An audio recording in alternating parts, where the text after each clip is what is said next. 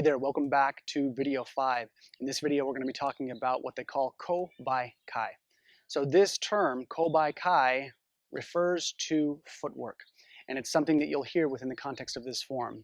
So I believe the form 3 or 4 times we go through the Kou Bai Kai gesture, and each time it's slightly different because the arm movements change with the Kou Bai Kais that we do throughout this form.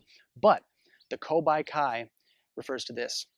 When the feet are like this, in this form, and they angle out ever so slightly, there is a maneuver that we perform with the feet to develop weight transfer capacity. It teaches us how to move from the hip joint itself, so how to actually rotate from what they call the quad. So this area, the bikini line, okay, the underwear line, it's like right at the inguinal fold.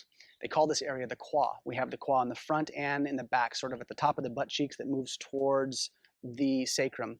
So if you imagine this underwear line, this area, the quad, is a really big piece in Chinese medicine. It's a big piece in Tai Chi. All the internal martial arts talk about it, and it has deep connection to the psoas muscle, which connects from the low back, goes through the pelvic floor to the inner thighs.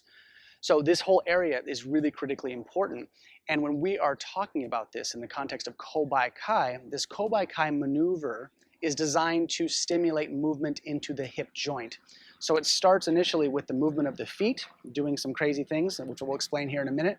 But the idea is that the epicenter of the movement is coming from the quad, from the hip.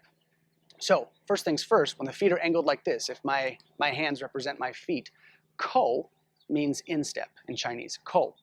Now Bai means the other foot opens slightly. So Kou, Bai, and then Kai, this right foot opens again, and when we do that, Kai means double out. So what this translates into with the feet is in, out, double out.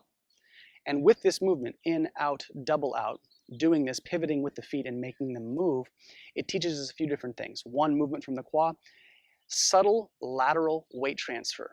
So as we do this, especially in the beginning stages of studying this form, the movements are going to be larger. The Kou Bai Kai gesture and the rocking that we see in the body is going to be more demonstrable and more noticeable. Over time, as your practice improves, this motion gets smaller, and to the point when I would watch Yang Lao Shi do this, it was almost imperceptible sometimes.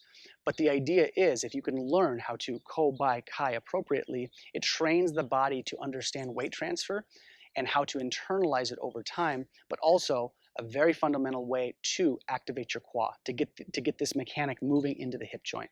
So that being said, right now I'm going to pan this camera down and show you how to do the Kou Bai Kai footwork and what it looks like in real time.